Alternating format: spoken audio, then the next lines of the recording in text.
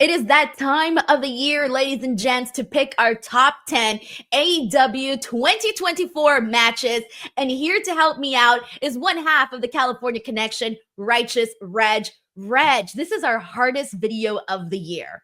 You think so?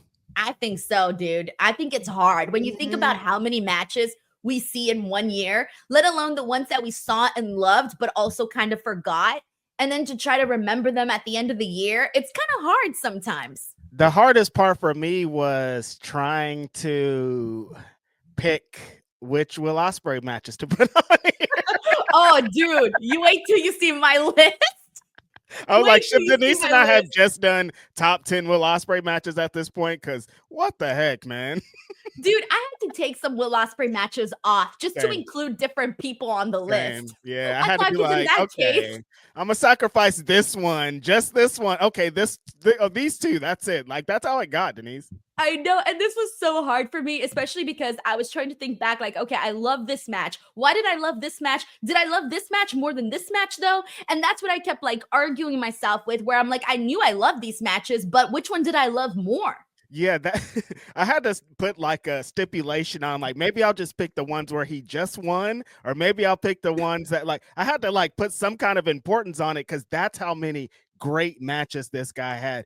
Denise, going through the year and thinking about those matches that we forgot, I'm like, this was an insane year. Like, one of the best years of a mainstream pro wrestling company ever. Like, just like back-to-back hits. Like, Denise and I are gonna name 10 matches each, but there's like 50 matches that are like that are just like, this one happened on Collision, or this one happened on Rampage, that are like the best match you'll ever see, and they're just like throwaway matches. It's unbelievable.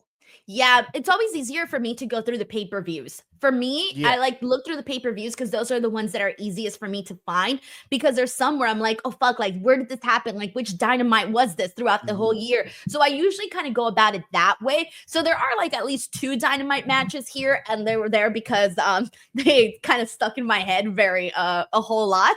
But let's get to this list, Reg. Are we ready? I'm like, I don't think I have any Dynamite matches. I don't know. No Dynamite matches. That's crazy. That's how insane this year was. And there were some amazing matches on Dynamite. But yeah, I'm ready. I know. All right, so here we go. Number 10. Who do you got? My number 10 match. Okay, so I guess kind of rounding out our, the list in whole, I tried to make it at least kind of personal, or things that felt, major to me, or I had like some kind of connection that feels like these are the matches that made me feel something this year. So I think number 10 starting, probably going to be kind of low for some people. But of course, the retirement of one of the greatest professional wrestlers of all time. He came and created another career here in AEW, made Darby Allin into this otherworldly superstar. But I'm talking about the retirement of Sting and his match with Darby Allin against the Young Bucks at Revolution. Denise, you know the feelings. Like, there's these moments when you've been watching wrestling for so long, you grow up with these superstars, you grow up with these people. I've been watching Sting on my TV since like 1992, like just consistently every year, no matter the promotion, seeing this guy. And then there was moments he like was out and down. You felt like, oh, he could have maybe hung it up. And then he comes to AEW, has this incredible run. He's doing all these wild things, jumping off of random stuff, just having these crazy kind of crash out matches with Darby Allin. And so for it to get to this moment against the Young Bucks, there's tag team championships on the line, such a huge thing. And then to go out doing exactly those things I described, he's jumping off of stuff. It's chaos. There's super kicks. There's all this kind of crazy stuff, but it still feels like that same Sting that I watched in 1992. He still feels like that guy. He still elicits those same emotions. There's people in the crowd crying, Denise. There's people in the crowd just like, this is crazy. Like, all the emotions they've ever known of Sting are coming back, and they're letting us know throughout their reactions. So I had to make this number 10, Young Bucks versus Darby Allin and Sting. Just one of the greatest matches of all time. And that's number 10, Denise. I know. But it was an awesome moment. I remember seeing like fathers and sons in Sting gear there at the audience. So that was really Dude, cool just to so see cool. everybody showing up in their Sting gear. We talked about like the emotional moments going into that matchup, seeing Darby go through glass. I mean, seeing Sting's sons come out, like all of that was so Sting freaking cool. Sons. Right. Like what a moment for Moment. everybody. So yeah, I 100% get why you put this on your list. All right. So my number 10 is Okada versus Pac from Wrestle Dynasty for the Continental Championship. So I put this match at number 10. I mean, God, there's just so many freaking matches, but this was my favorite Okada match of the year. And this one got me thinking like, damn, we need to see more Okada on this freaking show. Of course, we have already known that, but still, this was just a little reminder of that. And Pac, man, Pac is somebody that, I mean, seeing him really wrestle some of the biggest, most talented wrestlers in the game, seeing him mix it up with them, oh, that has been an absolute pleasure. So I feel like I needed to have this match here on this list, even if it's at number 10. I think Pac was another. There was a couple of guys that I was like, they also kind of fell into the Will Ospreay of like, they had so many amazing matches. Like almost every single one of Pac's singles matches were hitters and could have been included on these lists. Number 9, who'd you go with? My number 9 was a very recent one. Denise and I were watching it on the stream. Mercedes talks about how this is one of her favorite matches of all time, honestly. It's Mercedes versus Chris Statlander at Full Gear. People talk about Mercedes being down and out for some reason. We talked very recently about the Britt Baker match kind of getting people into this. Mercedes is not who Mercedes is. And I think Mercedes constantly works from that point. And when she works with that back against the wall, you guys think I'm this person, but I'm really this person, that's when she's on fire. And that's what this match felt like. It felt like she was going to make a statement, no pun intended, and show the world that I'm still, if not better than I've ever been right now, you guys. And having a dance partner like Chris Statlander, who constantly has that thing of like trying to prove to people that she belongs in the conversations, and she does belong in the conversations with performances like this. This was the type of match that Mercedes shines in. Heavy heater to kind of go against. Statlander looks powerful. She's fighting against the world, but Mercedes doing that comeback, the bumping and selling in this match. This was one of my favorite matches. One of my favorite women matches of the year. Had to include it on my list. Mercedes has been on absolute fire since then. And so I think this was just a great match. Yeah, I feel like after this match, a lot of people sort of calmed down on being like, oh, what's going on with Mercedes? What's going on with Mercedes? So I feel like this match definitely sort of recouped her reputation just a little bit better. So, all right, my number 9, because you know me, Reg, and everybody here knows that I love violence. So I had to go with one of my favorite match concepts, and that is Anarchy in the Arena. The Elite versus Team AEW, Bryan Danielson, FTR, and Darby at Double or Nothing. I mean, look, this is something that I look forward to each and every single time that Double or Nothing is out here in Las Vegas. Getting to go and watch Anarchy in the Arena. I always talk about how it's one of the coolest experiences. We got to see Darby literally light a man on fire, Reg. This was getting me in all of the places. I forgot about that. Reg, I get so excited like a little kid during this stuff. And I'm sorry, but I live for those big spots. I live for those big crazy moments. And that's stuff that I'm gonna remember. And Darby hanging upside down, taking the BTE trigger with the fireball, all of that stuff. That stuff just sticks with you. And so I love the violence. So I have to go with Anarchy in the Arena at number 9. This goes to show how amazing the professional wrestling, like I was talking about earlier, has been this year in AEW. I forgot that a man was set on fire, and I was there live. I watched it with my own eyes, but the wrestling was so great that that's not even one of my favorite things. Like, that was awesome. I'm like, damn, like if we made a bigger list and compiled things, that definitely would have made the list. Cause like remembering Darby upside down, taking that double super kick, like that's a memory that's implanted in my brain, Denise. It is. It was so cool. All right, here we go. Number 8. My number 8, it starts the list of Will Ospreay. Here we go. It's the first match of many. Spoiler alert, you guys. I'm sorry. You guys know what this list is about. But this one happened at Revolution, also a great pay-per-view. Will Ospreay versus Konosuke Takeshita. And I mean, what can I say about Ospreay? It's going to become like a broken record by the end of this little video that we're doing here. Just like the most on fire wrestler that there is. Like, what needs to be done, it's about to be done with this story in this match. Like, he's told a bunch of great stories on the mic. Like, he's one of the best promo guys, surprisingly, of the year.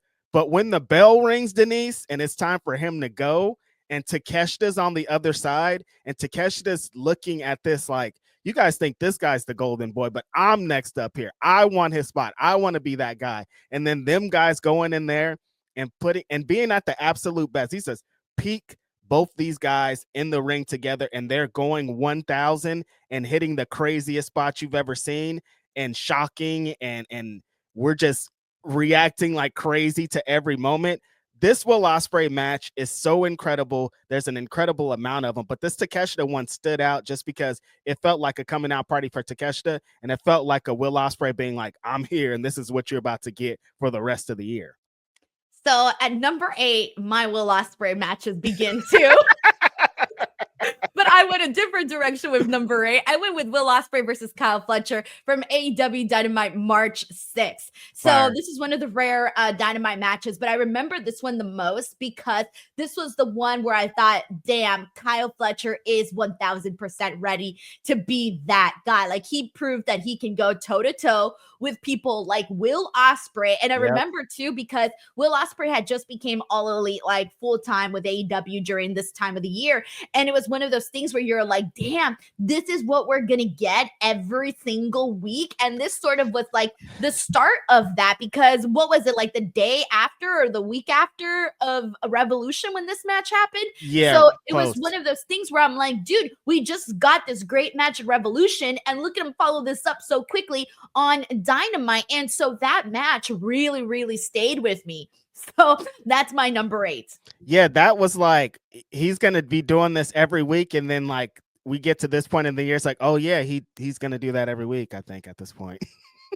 Lucky number 7. Speaking of doing that every week, we are here with another Will Ospreay match. This one I had, just because I have such an emotional attachment to the ones above it. But if you like showed me this match in a vacuum, I'd be like, that's the best match that I've ever seen.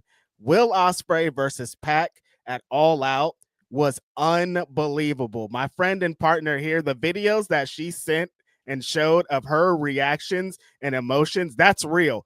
That's when pro wrestling's the best. When you can get somebody that watches wrestling for a living and has seen it all to react like this is the first time they've ever seen wrestling, that's how you do it. These guys are the top of the top. When you get Pac, who is like the cleanest wrestler in the world, like everything he hits is so pristine and precise, against Ospreay that's in every moment and spot and is going to connect everything, and they're going a gazillion miles per hour and they're hitting the craziest things you've ever seen. This is one of the best matches ever, legit. Like if somebody's like, what's pro wrestling? Why do you like this so much? You show them a match like this, Denise. 1000%. I'll talk about that match a little later on this video. My number 7 is Mercedes Monet versus Willow Nightingale at Double or Nothing. I've talked about this match way too many times on our weekly podcast for me not to throw this match in there. This was, I thought, the best women's match of AEW this year, and that is why I had to put it in this spot. I think they just captured so much magic here, so much great energy. They had the best story heading into this matchup. We saw Willow Nightingale really become a star. We saw Mercedes Monet really show why she was here in AEW to work with these newer, younger faces. And man, they absolutely freaking killed it. And please get Willow Nightingale back to this time period, because she freaking killed it. And I want to see that woman become AEW Women's World Champion at some point. Both of these women become AEW Women's World Champion. Incredible contest that I'll talk about a little bit later here. Yeah. All right. Number 6. You know, when you were talking about your Anarchy in the Arena pick and you're like, you love violence, I was like, I don't think I have any matches like that on my list. I was like, oh yeah, I do. My number 6 match, one of the grossest matches of the year, honestly. Swerve versus Hangman Adam Page lights out cage match, where pause, Reg. You will not believe me. That is also my number 6. Double number 6 at the exact same spot. I love it. I love it. Remember our reactions to this, Denise? Like, we were having such a great time, all out, just like, this is great. Will Ospreay and Pac just had one of the best matches ever. We're having a great time. And then Swerve and Hangman Adam Page come out and do the most disgusting things you ever have. They have a syringe through his Swerve's cheek at one point. They're doing disgusting, unprotected headshots. There's cinder blocks. There's just like, you're like, okay, you guys, we know like it's a feud. You're fighting. There's been houses set on fire, but maybe relax. There's points where I'm like, all right, wow, this is crazy. This is the wildest thing I've ever seen in my life. But they brought that feud to that point, and I think this is the type of match that you have to have after somebody sets your childhood home on fire, right? Yeah, exactly. Do you know how hard it is to rank a violent match above Anarchy in the Arena? Yeah. Think about that. That's very, very hard to do. But this match did it for all of the moments that you just mentioned. And it's crazy to think that, because I love Anarchy in the Arena. I thought that would be the violent match that I would rank the highest. But no, this one definitely justified the story that Hangman and Swerve had been telling. I mean, Swerve broke into his freaking home and talked to his baby. Hangman set his freaking house on fire. All of that led to 2 very angry men inside of this steel cage match. And on top of that, this was a very controversial match because afterwards there was a whole lot of talk about, is AEW too violent? Did AEW cross a line here? And you know what I was thinking, Reg? Some things just aren't for certain people. So this was not for everybody, but it sure as hell was for me. And clearly it was for you too. I know that it probably did cross the line and some people didn't like it, but I've been seeing that video or meme of Hangman putting the syringe through Swerve's cheek, and not wrestling related, of people being like, some kind of, it's just become part of pop culture. That's how I know that it wasn't too far, because it's become anything that goes beyond wrestling, it's bigger than this, you know? Yeah, exactly. All right, so here we go. Our top 5. You're gonna start to notice a pattern here. But, yeah, there's definitely a pattern. There's definitely some. This piece connects to this piece, connects to this piece type of guy in this. But my top 5 is a match that Denise talked about earlier. We were there. Double or Nothing. Mercedes Monet versus Willow Nightingale. I think is the top 5 gets into just like personal things. I think there's probably a better match, Mercedes match this year, wrestling wise.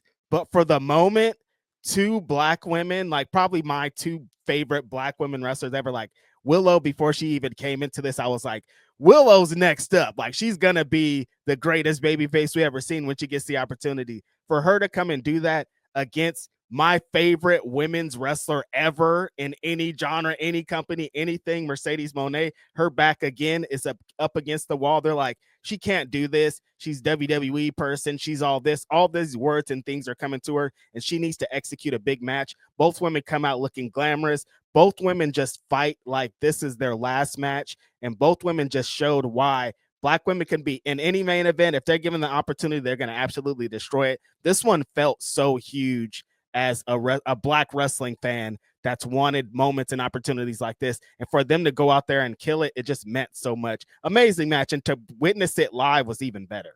Yeah, that was money, man. All right, my number 5 is one that we just watched from AEW Dynamite Holiday Bash, Will Ospreay versus Darby Allin. Do I not put this match on here? And it also helps that I just watched it. I'm dead, dude. I'm like, Denise did not waste any time, you guys. No time whatsoever. I had the best fucking time watching this match. I mean, we did a watch along. People got to watch us watch this. I mean, it was so much fun. Dude, it just felt like big time seeing both Darby and Will in the exact same ring together. And just like the fucking, god dang, man, that freaking coffin drop into the ring apron. I posted that clip on Instagram. Do not go into my comment section. It is a mess in there. Or do go into the comment section, however you please. I like that. It is a mess in that video, by the way.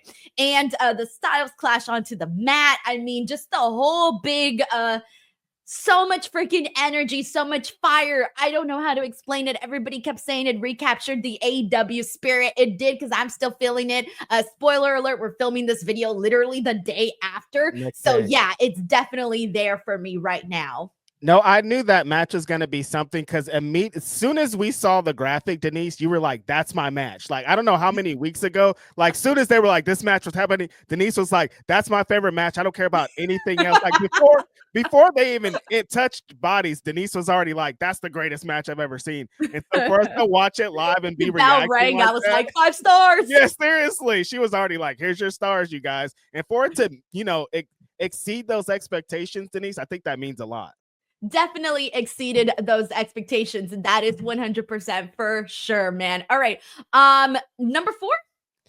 Okay, this is when it started to get hard at number 4. This is when the list was like, all right, you guys. Mine was so easy. This was so easy for me. I thought the top matches were the easiest. I was like, I mean, they were easy. I think order is what I'm saying, because like this one could have been number 1. This might be your number 1. Number 4 is Will Ospreay versus Bryan Danielson. Stop it, Reg. How is this number 4? That's what What is wrong with you? This is 2 videos in a row where you diss Bryan Danielson like this. It's not about it. Guys, I'm looking for a brand new co-host. Please send in your applications. If you would like to host the AEW Dynamite post show with me, please apply in the comments section below because Reg is being booted. Listen, I knew it was going to be controversial. It's not number 4, Reg. I knew it was going to be controversial. See, I was like, controversial. Match order is going to be hard, Denise. Number I know. 4. I know. Reg, what's your problem? Oh my God, I looked real biased on the top 3 too. Now that I think about it, but listen, this match, Ospreay is continuously in what you just described in the last match of. This feels like a big match. It feels like what AEW is.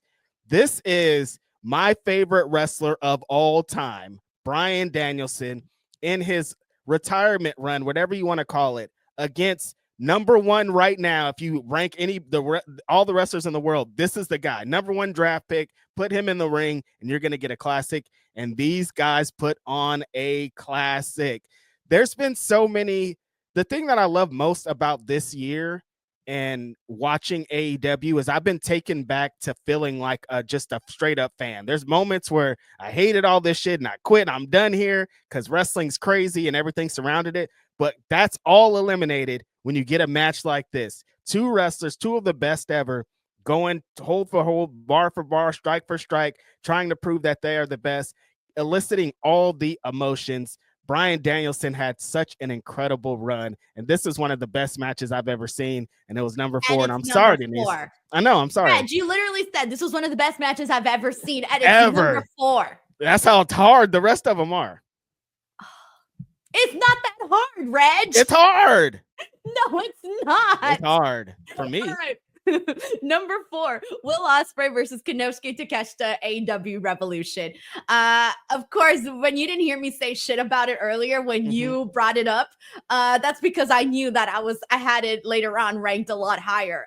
This match was awesome. This was the match that I was already enjoying Konosuke Takeshita, don't get me wrong, but this was the match that sold me as a Takeshita fan. After this, I was like, I love this man. He's the best thing I've ever seen. But I remember just watching this match with Takeshita and Ospreay, and there was these waves, and how do I explain this? These waves of moments where the crowd was so invested in this match, you just forget everything else, and you hear people just freaking out at some of the moments that they were seeing, and everybody that was in that building, because I watched this match live, everybody that was in this building was completely overtaken by the emotions that they were getting while watching this match, and I will never forget that. So that is why it's my number 4. Never forget. Could have been higher too, to be honest, but I put it at number 4. I don't even know why, but number 4 it is. Listen, Ospreay set the bar high. That's how many great matches he had. All right, number 3. Number 3. I'm like, damn, my top 3. But no, the reason this is personally our favorite matches of the year, the things that make us feel away. So you know what? Reg is just trying to get away with putting Bryan and Will at number 4. That's it. I'm just trying to justify. I'm trying Bryan, I love you. You're my favorite wrestler of all time, dude. I love you, Bryan. You're great. My number 3, Forbidden Door.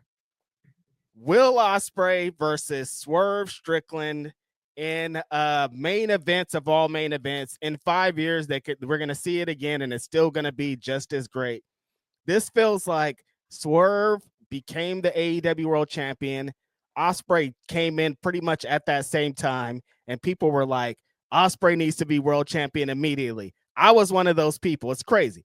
But Swerve needed to prove something to these people, and this match was proving something to these people. Like, you guys like this guy, but I'm on the same level as this guy. And I think this was this match of like tit for tat, going and showing like, you want to go hard, I'll go hard. You want to go like heavyweight status, I'm heavyweight status. Both these guys are the two best wrestlers in the world to me. They were just so on fire. I can't, like, this match just made me feel so happy for Swerve and what we're about to see. And also at the same time, if the result was the other way, I still would have felt just as great about it. Like, if Swerve would have lost the championship, then I would have been like, yeah, it's fucking Will Ospreay. So this match was just so important. I think they executed so well.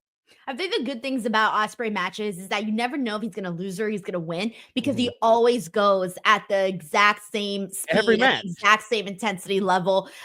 You never know, like, oh, like, he's got extra, he's got his working shoes on today. No, you never say that with Will Ospreay. I say that with a bunch of other wrestlers where I'm like, damn, he's got his working shoes on today. I never say that with Will Ospreay. This man does not take off his working shoes. His working shoes have like fucking, they have like a jetpack in them or something. They're permanently installed. They're just working feet at this point. He just, every time, it doesn't matter. All right, my number 3 is from Wrestle Dream, Will Ospreay versus Ricochet versus Konosuke Takeshita. How do you not put this triple threat on here, man? That was so freaking fun. Some people are going out of their way and saying that this was the best triple threat that they've ever seen. They did some shit where I'm like, only these guys in this combination could do the things that they are doing. Like you say, Reg, spot foo. This was spot foo to the max, man. Yeah. We got to see Konosuke Takeshita just like become like marvel in the moment of getting that big victory. At no point did I feel like, oh, what a bummer that Takeshita won. No, I was so happy for him to get this victory. I love this match. It was exciting. It was fun. And Ricochet even set himself up because he did so good in this match. That's why we were so disappointed in his one-on-one match with Konosuke Takeshita. I'm like, because of this match, you can't have shitty matches now. Like, you got to permanently have good matches. You did this to yourself. Ifs or buts. Exactly. You did this to yourself. So this match was phenomenal. Loved it. Amen. I don't know what else to add. Damn, it's not on my list. She said, how could you not have this on your list? And it's not on my list. So I know. What's wrong with you, Reg? All right, number 2. Number 2, she was talking all that mess saying, I don't like Bryan Danielson. And then here we get to the number 2. He's in my top 2 matches. He's in 2 of my top 5 matches of the year, but he's too low when I say that's number 4. AEW All In. Swerve Strickland, the AEW World Champ, takes on, if he loses this match, he's gone, Bryan Danielson. Bryan Danielson elicits the emotions of this match in every match. So imagine having even more stakes onto what Bryan Danielson has. Bree's here in the audience. His kids are here. It's the final countdown. Denise and I are crying, damn, watching the stream. Like, we're just going through everything while this is happening. And he's taking on Swerve, this super giant villain who's been terrorizing AEW, who looks like a fucking king. And if you watch a video that Denise and I just released on our top 10 favorite wrestlers of AEW, those moments that I described with Swerve and what he represented, imagine having that against your favorite wrestler of all time. So it's like your current favorite wrestler against your favorite wrestler of all time in the highest stakes of the world. The world championship is on the line and everything is hitting on 100. There's that moment where Bryan tried to hit the knee and Swerve just blew him off. Like, there's this moment where Swerve felt like the biggest villain in the world. And there's nothing that Bryan could do to defeat him. But then he ends up defeating him, bloody face. He wins the championship. His family's in the ring. It's this amazing moment. It's one of the best moments ever. It's like, Bryan Danielson has done so much for Black wrestling, crazy enough for me to describe. 2 of his world title matches are my favorite wrestling moments of all time. Like Kofi Mania and this moment are 2 of my favorite wrestling moments ever, and he's involved with it. Such an important figure. Damn, you're gonna have to start putting him in the BWI 500. Honestly, I mean, if we do that, he have to be number 1 every year. We can't do that. Shout out to Bryan Danielson, Black wrestling friend. Black wrestling friends. You should make the list of Black wrestling friends 500. Numero uno, Bryan Danielson. Number one. Yep. Oh man. All right. My number 2 is Will Ospreay versus Pac All Out. All right. Yep. You heard earlier, you were hearing Reg talk about how much I love this match, my reaction videos and everything. This was a match that, like, before it even started, people were like, all right, we are in for a freaking treat. People were like, let's strap ourselves in. We're about to go on the craziest roller coaster of our lives. And that is exactly what we got here. This was just such a unique match. This was one where I'm like, you know what, Pac, like, you deserve so much. Like, I feel like Pac is a really great wrestler, right? But I feel like a lot of times he's not mentioned in the conversations when you're talking about the very best, right? Like, you mentioned your Bryans, your Wills, and all these other people. And Pac is sort of left out of this list. Right. And I feel like we need to stop doing that. Like, we need to stop leaving out Pac out of these lists, because he was at least on 2 of my top 10 favorite matches here. And let's be real, if we did a top 20, a top 30, there would be more Pac matches in there. But I really did think they freaking killed it in this match. It was just so much freaking fun to watch. What a joy. Honestly, this match was a freaking joy. And I knew that it was going to be one of my favorite matches of the year the second that I saw it. Yeah, I say it all the time, and I'm not joking. Pac is just as good as Will Ospreay. Like, everything they say about Will Ospreay, like, Pac is exactly the same. Like, he could do everything. We don't know about exactly the same. I swear, they don't give him the opportunity. It's close. It's not close, dude. Right here, and I would put Pac just right there. When they ring the bell, them motherfuckers are equals. I don't care what nobody says. That's how good Pac is, dude. He's incredible. Where'd you put Pac on your list? What number? A number of what? What match was he on your list? What number? This match was like number 7 or something. Like that. And you're out here being like, "Oh yeah, Pac is exactly the same level of." He is. That doesn't. No, he's not. He just has not to take away from Pac, but it's just that Will Ospreay is on a different level. No, he's not. Put Pac in every single one of the matches you describe with Will Ospreay, and you're getting just as good match. I swear to. Just I'll put as good or equally good. Or equally good or better. I'll put my house on. I don't have a house, but I'll put everything on the line. Like, legit, put Pac in every single situation you put Will Ospreay in, and you're getting equal, if not better. I swear to you, that's how good this guy is. No, I know he's great. I know that, but I still think Will Ospreay is a better wrestler, though. It's up for debate. I don't know. Is it how many Pac matches you got on here? How many? It's Will not Ospreay about what I'm saying. Here? It's not the same output. There's no getting out of it. Output. If you had that many Pac matches, if he had as many singles matches as Will Ospreay, it'd be a different story. Most of his matches are in the. You have Okada versus Pac. Okada versus Pac. There's so many other matches. I don't know what do you want from me. All right. That match was hard. It's time for number 1. Number 1. This was I know what your number 1 is already, because you didn't. Because it's the real number 1. I have the real number 1, Reg. These are personal lists, not biased list, Denise. I was gonna say, are you sure, Reg? Yeah, unless you look at my top 3 matches. Here he is again. The most important match of the year for me was Dynasty. Samoa Joe, the AEW World Champion, taking on the challenger Swerve Strickland. Like, it seems like just like, oh, Swerve won. He is great. He is this. But the importance behind what that represents for me as somebody who's been watching this shit for more than 30 years, of seeing someone who looks just like you achieving the highest goal in the place where the best wrestlers wrestle, and there's a bunch of incredibly talented guys, for him to be the one, and for Samoa Joe to be there, and for it to be an awesome match that accompanies the story that goes with it. Like, the match could have been the worst match of all time and Swerve won. I still would have put it number 1, just because that's how important it is. The match was awesome. Go back and watch it. Definitely. It's Samoa Joe being Samoa Joe, but Swerve, his confidence was like, there's nobody in the world that's beating this fool tonight. Just not important, though. The win, Swerve, a black man becoming the AEW World Champion. I can't put anything over that. All right. So my number 1, Will Ospreay, Bryan Danielson, AEW Dynasty. Greatest pro wrestling match I have ever seen, not just for 2024. When did I start watching wrestling? Let me see. I was around 8, 9 years old. All right. Mm-hmm. This was the best wrestling match I've ever seen. This is the one. This is the one. This is the one. If I was doing an all-time list, this is numero uno. This is the best match I've ever seen. Ospreay, Bryan. God, I was in there for that. I remember after this, all I remember was that I like tweeted out paragraphs about this match because I was just so enthralled with what we saw.